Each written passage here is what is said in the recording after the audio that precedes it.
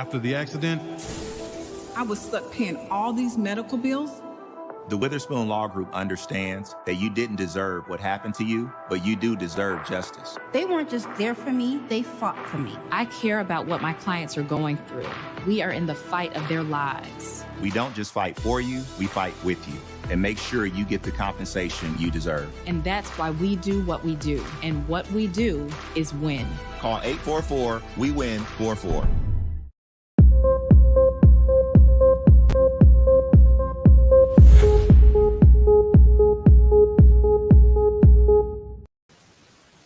Welcome to Winning Wednesday. We are here for another exciting Wednesday full of information that we can win with. I am so excited about today's guest. He is none other than Derrick Harris, aka the Mind Guy STL. He has 15 years of federal service in the areas of acquisitions and procurements. And for entrepreneurs, you know that we know what that means, right? However, his favorite pastime is helping people think about what they're thinking about. Now, I didn't think that was a thing, but when I call him Coach Derrick. When I met Coach Derrick, or I just simply call him Coach. When I met Coach, he's what you thinking about. Let me help you think about it. So we're gonna dive into how you can help others think what they're thinking about. I couldn't help but to say that he's also releasing a book, The 52 Days of Fruit. We're going to learn what that is. And like I said, I've been knowing him since my elementary years. I called him the quiet guy because he didn't say much, did a lot, but didn't say much. But I am so excited that he has decided to start saying a lot, going along with his doing a lot. So coming to you today on this Winning Wednesday is none other than Coach Derrick Harris, aka the Mind Guy, aka Mr. 63106 from the zip code that they said you wouldn't make it. Hey, right. Coach. What's up, Iris? Appreciate you. Yeah, you know 63106 back in the day in the 70s was a hot zip code, right? Mm-hmm. So they said we weren't going to make it, but now look at us. We standing up, we standing tall. So. Look at you, Coach. You doing your thing. And I am so excited because just like me, we were neighbors. I left out the part where I might call you, hey, neighbor. Right. But right. I am so excited, for you to join me on this platform and just share your wealth of information because it's that time that the Mind Guy STL, voice is heard. Right. So today's conversation, we're going to talk about the commercialism of New Year's resolutions and what is a New Year's resolution and why they fail, just tons of information. So let's just start this conversation. I'm just ready to dive right on in. Right. Let's get it. You talk about the commercialism of New Year's resolutions. Now, tell us a little more about why do you feel like New Year's resolutions are commercialized and how we should approach them. Right. So as you know, just the holiday season period is a commercial opportunity for all these vendors in America, basically to make money off us and put pressure on us as citizens to go out and do things. One of the things that we do in this season is people like to go out and create what they call New Year's resolutions. Mm-hmm. Me personally, I don't do them and I don't believe in them because I think we should be setting goals all year round. And then throughout the year, compartmentalizing those goals over the course of the year and then just breaking it down and doing little by little to achieve those goals over the year. So me personally, I don't do it. Right. Mm-hmm. But, there's people that do, and it's all preference. Right. And so one of the things I want to do is just really kind of share with people and let them know that, hey, don't fall to the undue pressures of the resolutions, right? Mm-hmm. Statistics show us that most resolutions fail by Valentine's Day. So you New Year's Eve, you kick it in, you having a party, you champagning it up and all that kind of stuff. Mm-hmm. And you're saying you're going to do a New Year's resolution on December 31st. But statistics show and state that by Valentine's Day, February 14th, most people already fell off the wagon, right? Oh, yeah. So that's just putting that. Yeah, that's just putting pressure on yourself. One is because people basically are setting goals that maybe are too lofty, not realistic. A lot of people think that they can eat a 40-ton elephant in 2 weeks. You know what I'm saying? Right. Put the elephant on 2 pieces of bread in 2 weeks. Yeah, So you're gonna teach us how to cut that yeah, elephant up, coach? yeah. You're We're gonna gonna teach talk us how to about break the elephant down? yeah. We'll talk about compartmentalizing a little bit, right? Okay. So just make it manageable. It's just do some things that are business activities for whatever your goals are, and then just basically go about it, step by step, instead of trying to eat a 40-ton elephant like you just said on 2 pieces of Wonder Bread. Not going to happen, right? Okay. So we'll do that. We'll get into a little bit of that. One of the things, another reason why it fails, people make these resolutions, so to speak. They go out and incur all kind of debt, and then when they get that first bill and look at the bill and look at the statement for all the stuff they just bought, and here it is, Valentine's Day already, and they already fell off. So that discourages people. So now you're tussling with the debt that you're trying to pay off, and not even really focusing on the goal that you set on New Year's Eve. So just little things like that we can talk about, Iris, and kind of help people get an understanding of how they really can tackle this if this is what they want to do. Yes. The people help me, coach. Help me. So let's talk about the compartmentalizing of the goals, right? Right. We set these big goals every year, and we want to get it done. It's January, and by March, I want to increase my credit score. I want to lose 30 pounds. So I want people to understand that the tools that you're given can be used, whether it's a financial goal, a health goal, and a career goal. Right. Because I've had some coaching from you, and I've applied it to different aspects. Which, before we get into compartmentalizing, let's talk about how you apply coaching. Like, what's your background that you use to, apply your coaching? Great. So, like you said, you've been knowing me for a long time. You know me as the guy that's sitting on the porch waiting on my ride to go to practice or some game, right? Right. So I got an extensive athletic background. I was able to play junior sports, high school, college, went to NFL, tried out for NFL teams, went to Canada. So I had a pretty decent journey athletically. And what people don't know and understand about athletics is that it's a breeding ground for adversity and teaching you how to move and operate in and out of adversity. And so what I do as it relates to coaching and taking those principles of athletics, I take those same principles and apply it across my life, right? So it's certain things that I do and certain things that I'm accustomed to doing as it relates to playing sports. I just translate it over. So take, for instance, everybody that knows anything about football knows it's 4 quarters in a football game, right? First quarter, you're just trying to fill it out. You're looking at your opponent, seeing what they're doing to you, see what you can do to them. Second quarter, you're trying to fine tune it. Third quarter, hey, it's time to ramp it up. Fourth quarter, it's time to get it. Right? So in my life, let's just take, for instance, at work even, nobody has to come tap me on my shoulder in the fourth quarter of the fiscal year and tell me to turn up the volume. I already know, just based on how I'm wired and how I get down, I already know that the fourth quarter of any period, work, life, relationships, or whatever, it's time to get busy and take this thing home. And so I just translate that stuff that I gain athletically and just translate it over to personal work. It's just called transferable skills, And so those are things that I picked up along my journey of life, starting at 7 years old. Yeah, and I love that coach and player technique or mindset when you are managing a team or trying to reach goals collectively. Like, it's just an easy way to show them how you can win collectively. Right. All right. So let's talk about compartmentalizing your goals, because I have my pen and paper ready. Okay.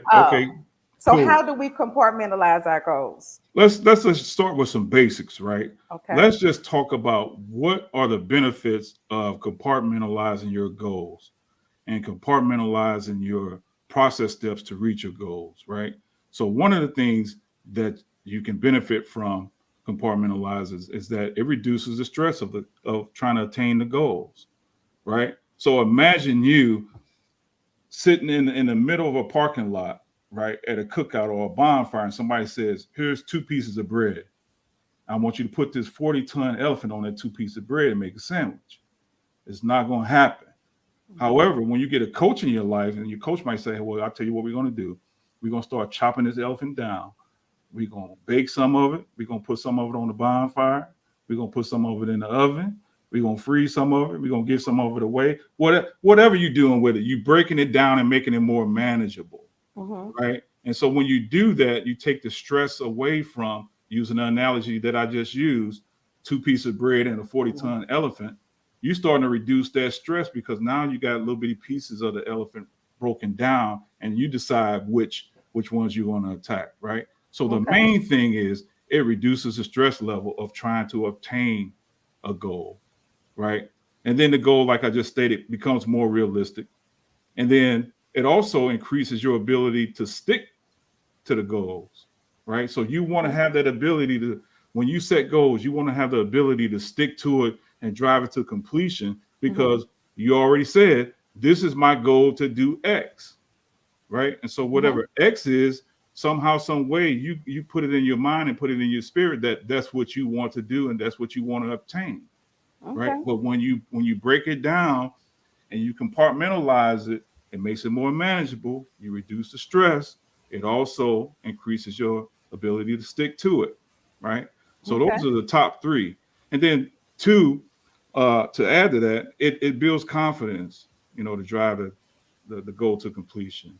And so you need confidence when you're doing this stuff, because some of the stuff is challenging. And so we'll get into that a little bit, because you want the goals to be challenging, but you also want them to be achievable, right? So it builds confidence. And then last but not least, it puts you in a position to help other people. So part of this whole journey is, we want to help ourselves, true. We want to do stuff for ourselves, true. But if you're not helping other people along the way, then kind of what are you really doing it for, other than a selfish reason?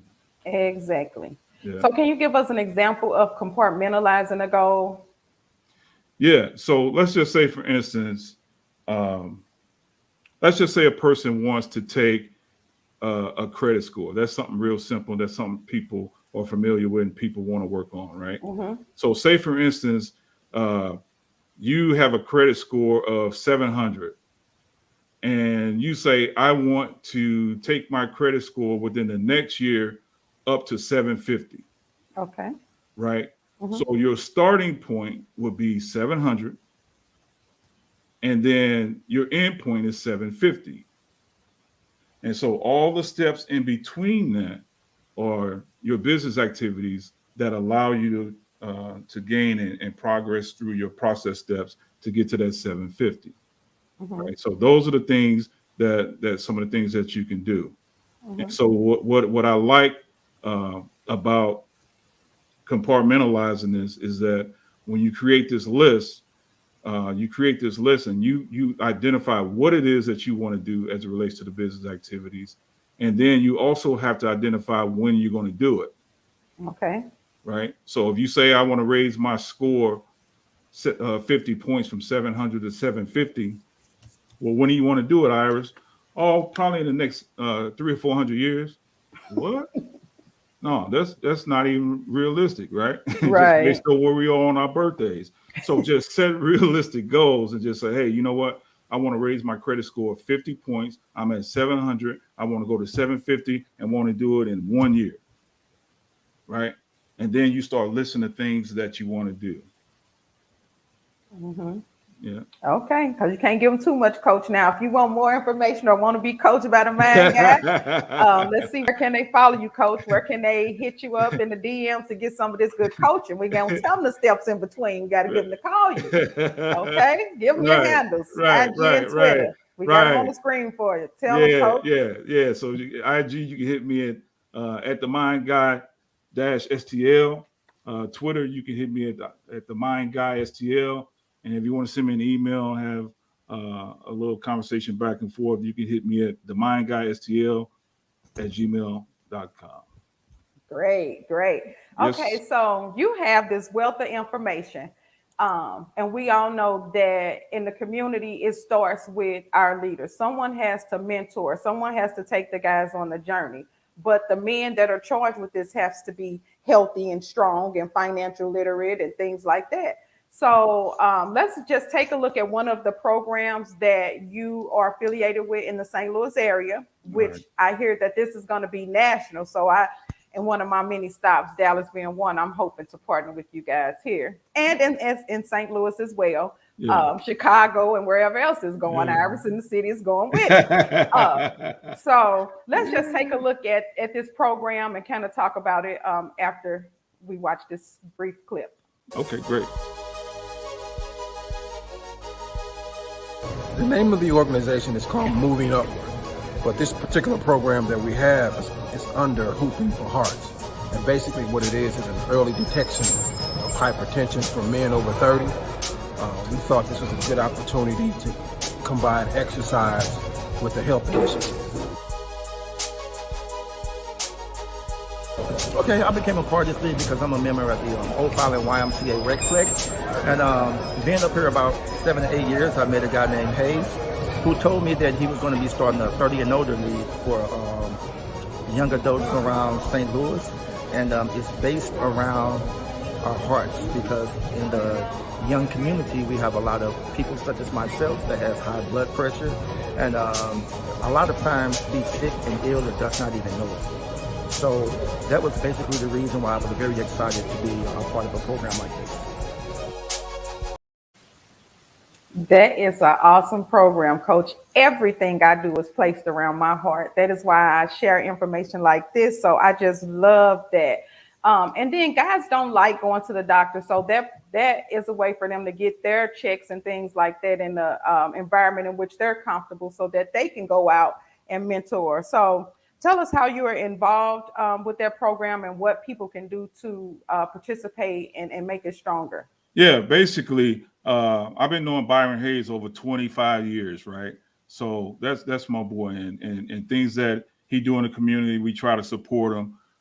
Things that we do as a group and individually in the community, he supports us. So I felt this was an opportunity to put it out there and let people know that he's doing this thing in St. Louis. But he's looking to also do this in the surrounding cities. And then, like you just said, Iris, potentially get it down in Dallas and some other cities, and then make that known around these different cities as it relates to getting men to understand the dangers of hypertension, right?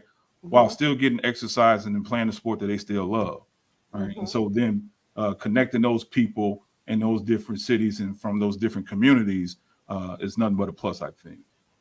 It is. It's a win-win because then those guys are strong, healthy, and can give back to, their communities. And then that's one way to connect with our youth through the sports, right? And most of those guys coach and give back or referee. So it's good to see them out there doing the things that's important for their health. Right. So let's get right back into this resolution thing. Because if you don't know, this is my free coaching session. I'm being Right. I get it. As we talk about reasons, you kind of told us at the beginning the reasons why some, resolutions fail. People give up too early. It takes too much time. But let's talk about your what and your why. Right.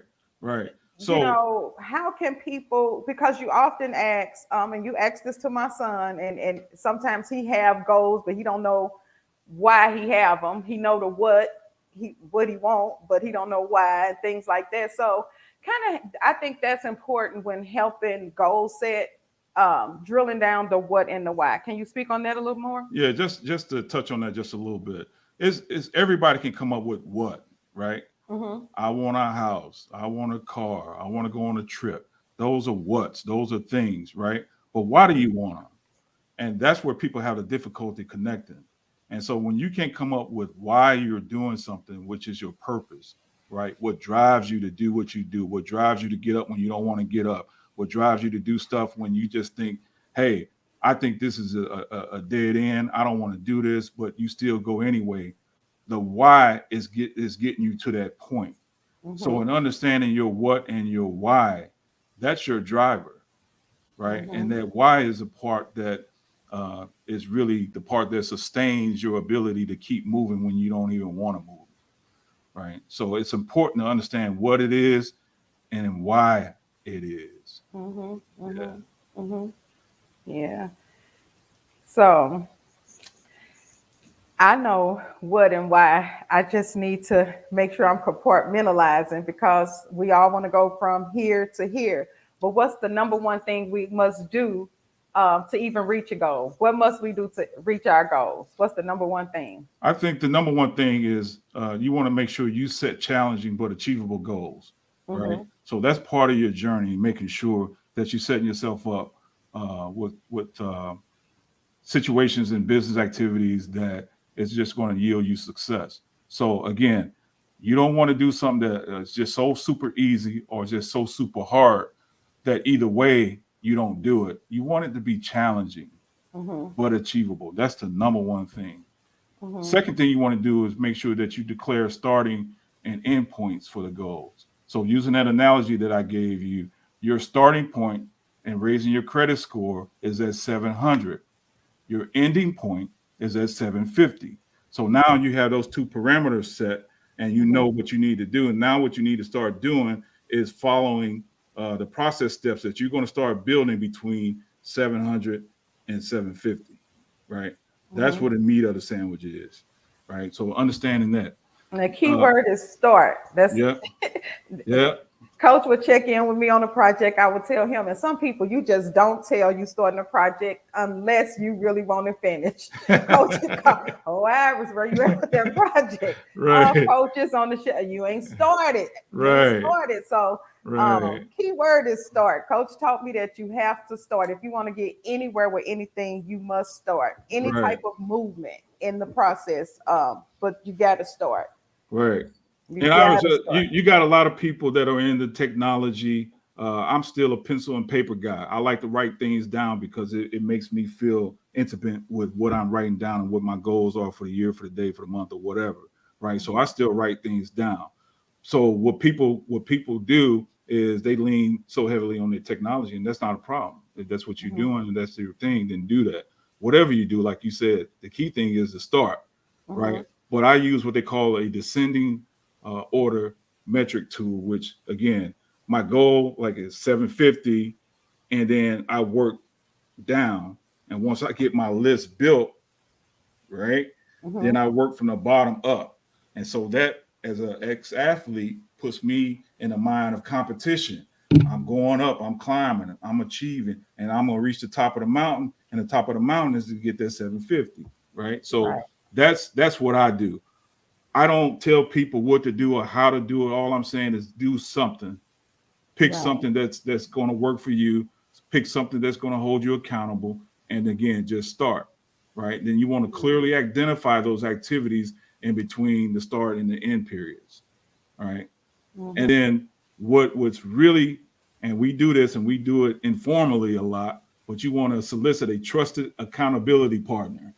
So you want to have somebody that you can trust that's not going to beat you up for not doing what you're supposed to be doing or just because you fell off. But you want to have somebody that's really going to hold you accountable to the things that you said that you want to accomplish in your life, right? So make sure that you pick a person that's solid in that area. And then once you do that, share the plan with that person and making sure that they understand what your goal is. And then that way they know what to do to help you get on track and stay on track if you happen to fall off.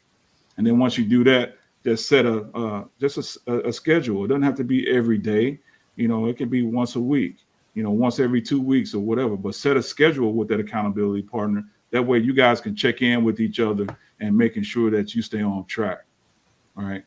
And if all fails, right, if you fall off, don't quit and don't panic. Just simply get back on track and get back on the journey. Right. And by you writing that list and doing your start points and your end points, you'll know exactly where you fell off. And so if you happen to fall off, just look at where you are and get right back on and start moving down that journey.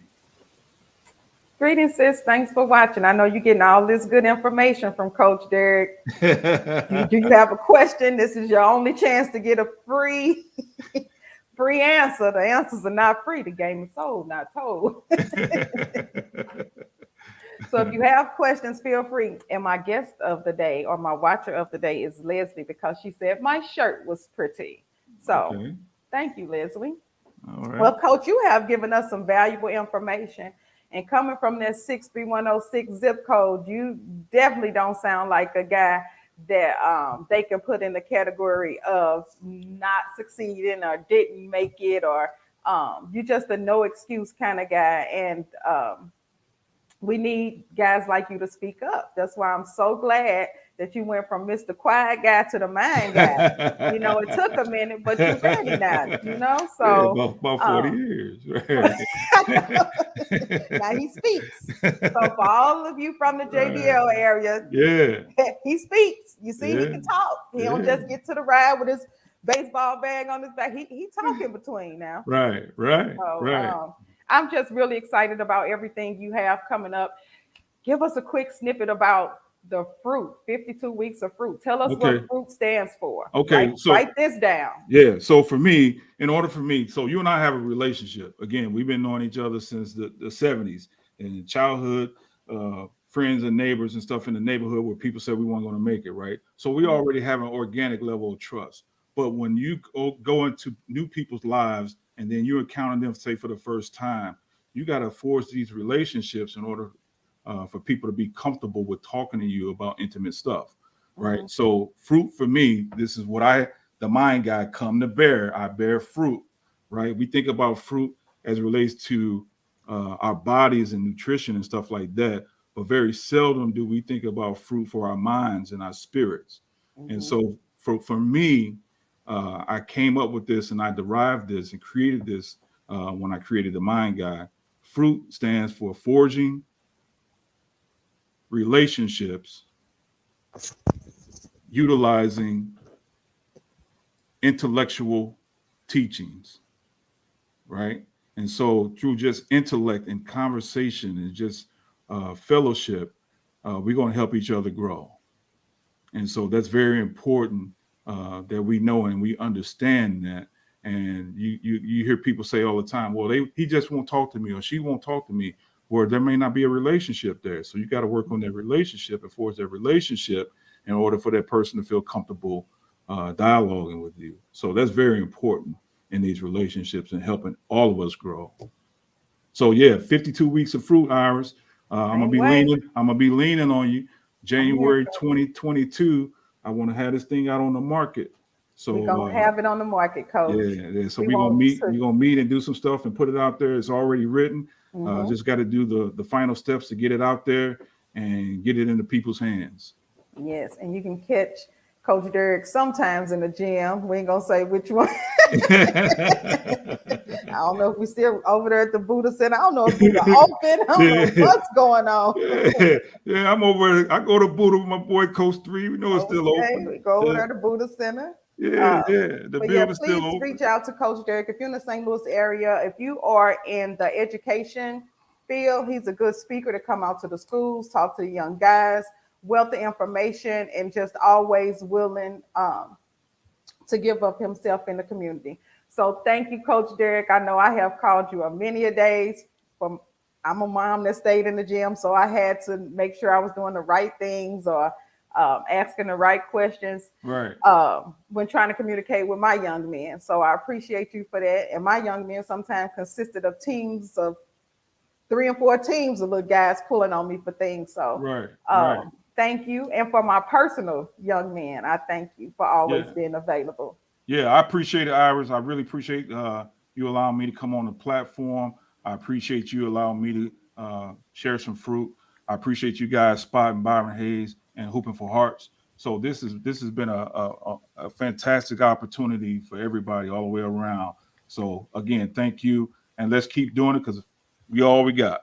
That's right. So you coming back before, I guess around Valentine's Day, so we can see how goal setting is going. Yeah, we'll see what happens, right? We might have to talk about how to heal a broken heart or something for some people.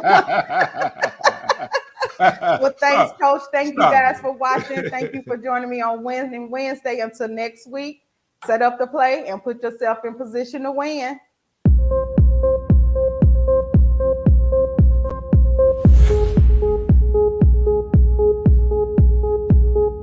After the accident, I was stuck paying all these medical bills. The Witherspoon Law Group understands that you didn't deserve what happened to you, but you do deserve justice. They weren't just there for me, they fought for me. I care about what my clients are going through. We are in the fight of their lives. We don't just fight for you, we fight with you and make sure you get the compensation you deserve. And that's why we do what we do. And what we do is win. Call 844-WE-WIN-44.